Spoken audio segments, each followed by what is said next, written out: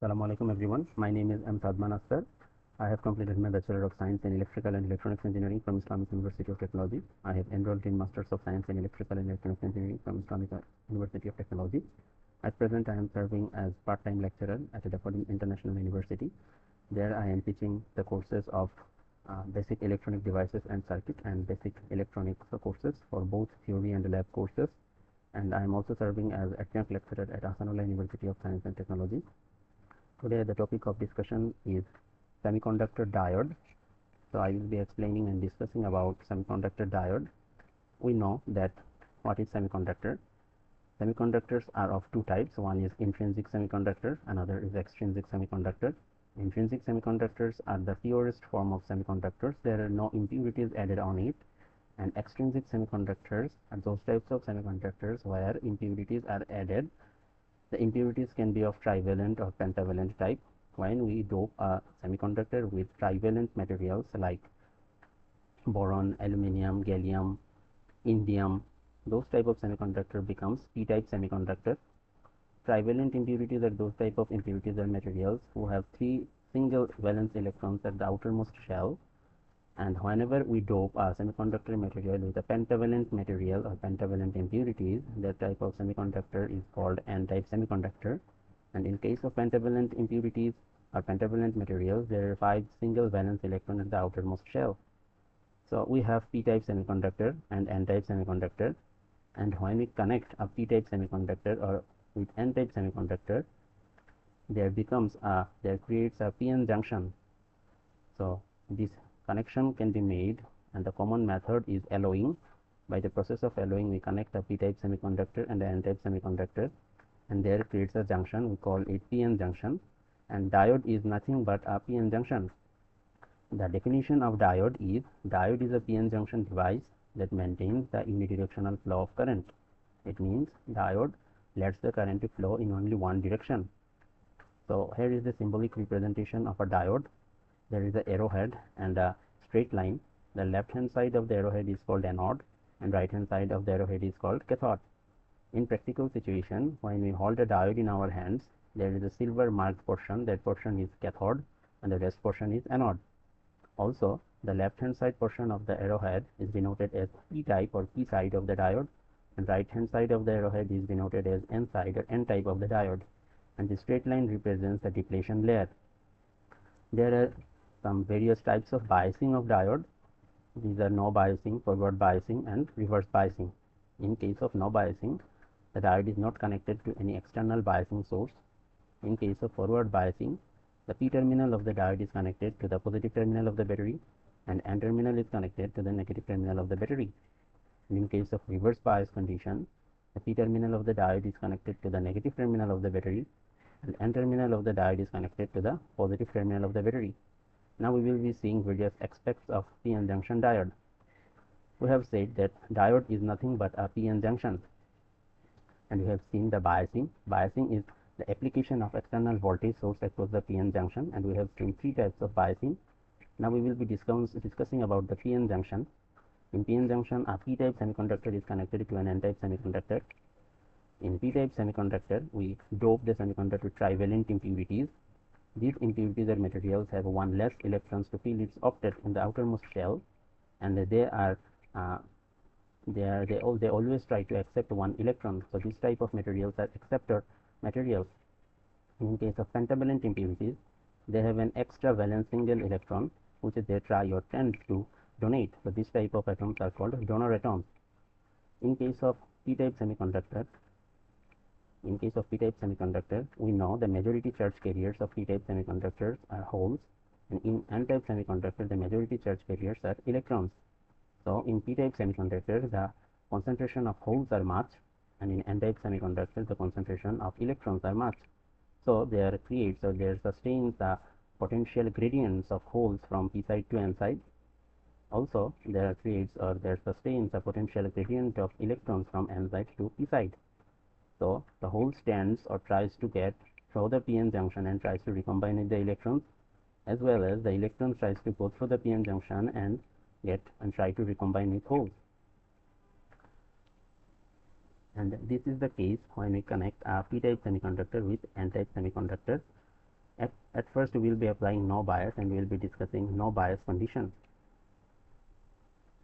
So we have discussed that p-type semiconductor have acceptor ions and the majority charge carriers are holes, and n-type semiconductors have donor ions and majority charge carriers are electrons. And in p-type semiconductors the holes have mass concentration, and in n-type semiconductors electrons have mass concentration. So due to this concentration gradient, holes tries to recombine with electrons. Also the electrons tries to recombine with the holes. And as a result of this recombination, the holes get recombined with the electrons and electrons get recombined with the holes. For this reason, immobile ions will be surface out and this is because of diffusion, because due to higher concentration gradient of holes from p side, the holes will try or tend to pass through this p-n junction and get recombined with the electrons, and due to higher concentration of electron in n side, the electrons will tend to get recombined with holes on the other side. So for this diffusion, the immobile ions will surface out. It means there will create a layer of negatively charged ion on p side and a layer of positively charged ion on n side, and there no mobile charges will exist there, but only immobile charged ions or immobile ions will exist there in this region of depletion region. We call this region as depletion region. If we further discuss on this concept, at present the acceptor ions sustain with the holes in p side, and in the n side the donor ions sustain with the electrons. So the charge neutrality is maintained. But due to the excessive potential gradient from p side to n side of holes tries to get recombined with electrons. As a result, negative immobile ions get uncovered in p side, and due to high potential gradient of electrons from n side to p side, electron tends to get recombined with the holes, and positively charged immobile ions creates on the n side, and the layer of positively charged and negatively charged ion creates an electric field. This electric field acts as a barrier or hindrance of the further charge movement through this depletion region. As this electric field acts as a huge barrier of the flow of majority charge carriers, so this electric field or barrier is known as potential barrier. Due to this electric field, positively charged holes cannot pass through this p-n junction and get recombined with electrons, as well as electrons get hindered to get recombined with the holes, and this region is called the depletion region. And this is the case of no bias condition, where there is no external bias is applied. And due to this diffusion of majority charge carriers, the majority charge carriers makes a flow of current. This current is known as diffusion current. And there is another type of current which is a drift current. Now we will be seeing various types of the other two types of biasing conditions, which is forward biasing and reverse biasing condition. In case of forward bias condition, the p terminal of the semiconductor or p-type semiconductor is connected to the positive terminal of the battery, and n-type semiconductor is connected to the negative terminal of the battery. As a result, the positive potential will repel the holes in the p side, and negative potential will repel the electrons in the n side. This causes the holes to get further recombined with the negative immobile ions on the p side junction, and this also causes the electrons to get recombined with the positively charged immobile ions on the n side junction. As a result, the holes get recombined with negatively charged immobile ions on p side, and electrons get recombined with positively immobile charged ion on n side. As a result, the depletion region will get decreased. Also, the barrier potential get decreased. The barrier potential get decreased in the amount of barrier potential minus the external voltage amount. As a result, the barrier potential will also decrease. The depletion region will also get decreased. Now, if we further keep on increasing the forward bias potential, the depletion region will get decreased and keep on decreasing. The barrier potential will also keep on decreasing until or unless a sudden flood of electron passes through this junction, passes through this p-n junction. This causes a discrete flow of current, which is due to the majority charge carriers. So, by applying much more forward bias potential, we get a current due to the majority charge carriers or due to the flow of majority charge carriers through the p-n junction, and this current is due to the majority charge carriers. Also, we know that in p-type and n-type, both type of semiconductors, there sustains a minority charge carrier. In n-type semiconductor, the minority charge carrier is holes, and in p-type semiconductor, the minority charge carriers are electrons. A small amount of current also flows through the p-n junction due to the minority charge carriers, and this current is known as the leakage current or reverse saturation current. And this leakage current or reverse saturation current always depend on the temperature. Now we have seen that how current flows through the majority charge carriers in forward bias condition. If we summarize, when we keep on increasing the positive potential, external biasing potential in forward bias conditions, the depletion region gets keep decreasing, the potential barrier also gets keep decreasing, and the potential barrier gets become low and low, and one time we overcome the potential barrier and the flood of electron passes through the p-n junction. Thus we get the current flow through the p-n junction due to majority charge carriers. Now we will be seeing what happens in the case of reverse bias condition. In case of reverse bias condition, the p terminal of the diode or p-n junction is connected to the negative terminal of the battery, and terminal of the p-n junction is connected to the positive terminal of the battery. As a result, these holes will be attracted and drawn towards the negative terminal of the battery from the p side, and from the n side, the electrons will be attracted and drawn towards the positive terminal of the battery. So, as a result, the depletion region width will get increased as these electrons will be drawn towards the positive terminal of the battery and holes will be drawn towards the negative terminal of the battery. There will be more uncovering of negative immobile ions in p side and more uncovering of positive immobile ions in n side. So, as a result, the depletion region width will get increased. As a result, the barrier potential will also increase. The barrier potential amount will increase by the amount of VD or external biasing source.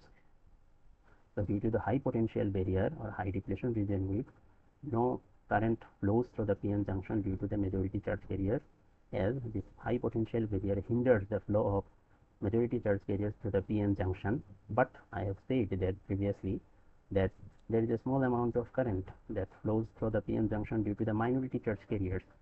In n-type, the minority charge carriers are holes. In p-type, the minority charge carriers are electrons. In case of reverse bias condition as well, the current, a small amount of current flows through the p-n junction due to the minority charge carriers. And we call this current as reverse saturation current or leakage current. This current only depends on the temperature. Now we have discussed no bias condition, forward bias condition and reverse bias condition. Now we will be seeing simply the IV characteristics of a p-n junction diode. So for this we will draw a plot where x-axis represents the voltage across the diode and y-axis represents the current through the diode. At first we will be seeing the case of forward bias condition, and we will take in consideration for silicon whose potential barrier is 0.7 volt. So in forward bias condition, the p terminal of the diode is connected to the positive terminal of the battery, and terminal is connected to the negative terminal of the battery. And we know and current and voltage relationship of diode, that is ID is equal to IS e to the power VD by eta VT minus 1, and IS is the reverse saturation current, VD is the voltage across the diode, and eta VT is constant. From this equation we can see when we will be applying no bias or no external bias, when VD is equal to 0, if we put VD is equal to 0 in this equation, the ID current will be also 0. So the current will be 0 when VD will be 0. We can also say that whenever we will be applying no external bias, unless or until we overcome or exceed the potential barrier, the diode or p-n junction will not let the current to flow or will not let the majority charge carriers to flow through the p-n junction. So if we keep on increasing the potential barrier in forward bias direction, unless or until we reach towards the potential barrier of silicon, we will not get any flow of current, because this potential barrier will hinder the flow of majority charge carriers through the p-n junction, and we will not get any flow of current. Whenever our applied forward bias will be equal to potential barrier, which is 0.7 volt, the diode, the barrier potential will keep on decreasing. As we increase the forward bias potential, the barrier potential will keep on decreasing, the potential barrier will keep on decreasing, and the depletion region width will be keep on decreasing. Whenever we will reach the potential barrier, whenever our applied voltage will be equal to the potential barrier, we will see a small rise in current. We will see a small rise in current for the p-n junction diode, and whenever we will exceed the potential barrier, whenever our applied external forward bias potential exceeds the barrier potential, a discrete flow of current flows through the PN junction, and we see a discrete or sudden flow of current in the graph. The current rises districtly because after exceeding or after overcoming the potential barrier, lot of electrons pass through the PN junction, and due to the majority charge carrier flow, a huge current, we see a huge rise in current through the PN junction. This is the case of forward bias condition, and now we will be seeing what is the case of reverse bias condition. In reverse bias condition, the P terminal of the diode is connected to the negative terminal of the biasing source, and N terminal of the diode is connected to the positive terminal of the biasing source. We have previously said that during the reverse bias condition as well, a small minority charge carrier flow causes a current which is known as reverse saturation current or leakage current. Here is the small amount of reverse saturation current or leakage current which is due to the minority charge carriers that flows through the PN junction, and this minority charge carrier flow depends only on the temperature. So in case of reverse bias condition, initially we get a small amount of current in microampere range which is due to the minority charge carriers which flow through the PN junction. Now if we keep on increasing the reverse bias voltage, after a certain voltage, the current suddenly starts flowing districtly in reverse direction. We see a sudden rise in current, and the voltage after which the diode current starts increasing districtly in reverse direction. This voltage is called as breakdown voltage or Zener voltage. The voltage after which we see a district rise in current or sudden flow of current in reverse direction, and current starts flowing or current enters in the breakdown region. This voltage is called as breakdown voltage, and the region here is denoted as breakdown region. And in this breakdown region, for this huge flow of current in reverse direction, normal diodes get burned out, but Zener diodes conduct well in this region.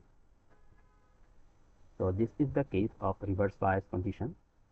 There is another term called the peak inverse voltage. Peak inverse voltage is the maximum reverse bias voltage. Maximum reverse bias voltage in this region, after which the current starts to flow districtly in reverse direction or enters into the breakdown region. Peak inverse voltage denotes this maximum reverse bias voltage, after which the diode current enters into the breakdown region and starts flowing districtly in the reverse direction. So this is simply the explanation of PI characteristics of PN junction, as well as I have discussed the PN junction diode, the biasing of diode, no bias condition, forward bias condition, and reverse bias condition, and at last I have discussed the VI characteristics of PN junction diode. This was all about my topic of discussion. Thank you.